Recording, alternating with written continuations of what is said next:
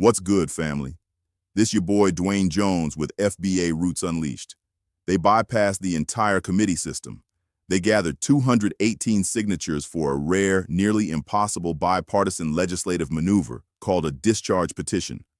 They forced a vote on the House floor, and they successfully passed a bill to protect over 300,000 foreign nationals from deportation through April 2029. The Congressional Black Caucus and mainstream Democrats pulled out every single political stop, flexed every ounce of their legislative muscle, and moved heaven and earth for Haitian immigrants. So, let me ask you a question. When was the last time the Congressional Black Caucus used a discharge petition for foundational Black Americans? When was the last time they bypassed a Republican committee blockade to secure your reparations? When was the last time they held an emergency national town hall to stop the economic deportation of your community? The answer is never. You get symbolism. You get a smile. You get a fish fry. They get federal protection. Welcome to the war between the Congressional Black Caucus and foundational Black Americans. Right now, foundational Black Americans are fighting a daily, grueling, zero-sum battle for delineation, reparations, and economic survival. And for years, when FBA demanded that our specific lineage be recognized, we were met with absolute hostility. We were called divisive. We were mocked by the very same immigrant groups who came to this country on temporary visas, but wanted to eat off the plate our ancestors built. They loved to cosplay as Black Americans when it came time to reap the benefits of our civil rights struggle. But the moment FBA demanded our specific birthright, they stood shoulder to shoulder with the establishment to tell FBA we didn't deserve it. But the political climate just shifted. The deportation machine is in full gear, and suddenly the cosplay is over. Nobody wants to be a proud immigrant anymore. As federal agencies prepare nationwide operations, all of a sudden, these groups want to blur the lines. They want to claim a shared struggle. They want foundational Black Americans to step up and act as their political shield. FBA tried to warn them. We told them that the system they were aligning with to block our reparations would eventually turn on them.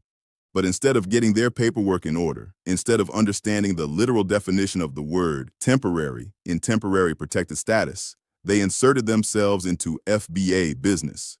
They formed loud opinions on a reparations claim they absolutely do not qualify for. They should have stayed quiet. They should have focused on their own status. Now that the federal government is checking receipts and showing them the door, they are looking to FBA for salvation. The answer is no. The global expectation that Black Americans must automatically fall on the sword for every other group on earth is dead. Your immigration status is between you and the federal government. It is not an FBA issue. We are fighting for the debt owed to our ancestors, not for DACA, and not for TPS.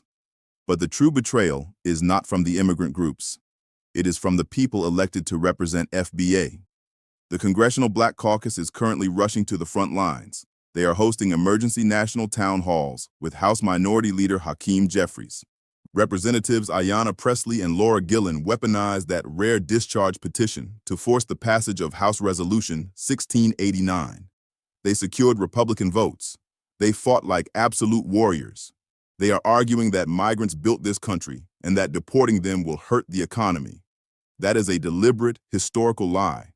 The political and economic foundation of the United States was laid specifically by the blood, sweat, and forced labor of enslaved Black Americans, not recent immigrants. Where is this burning, relentless intensity for the descendants of American chattel slavery? When the Supreme Court gutted affirmative action, where was the discharge petition? When police reform dies in committee, where are the emergency town halls? They will move mountains for the diaspora, but when it comes to the people who built the foundation of this country, they offer nothing but empty rhetoric. The Congressional Black Caucus has shown exactly how much power they have, and exactly who they are willing to use it for. They have drawn the line. But so has FBA. The era of blind loyalty is over. We see the discharge petitions. We see the emergency town halls. We will not be your human shield. We will not fight your immigration battles.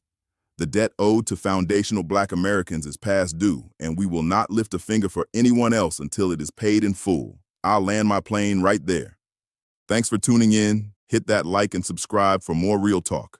Stay rooted, stay awake. I'm Dwayne Jones, and we'll catch you next time.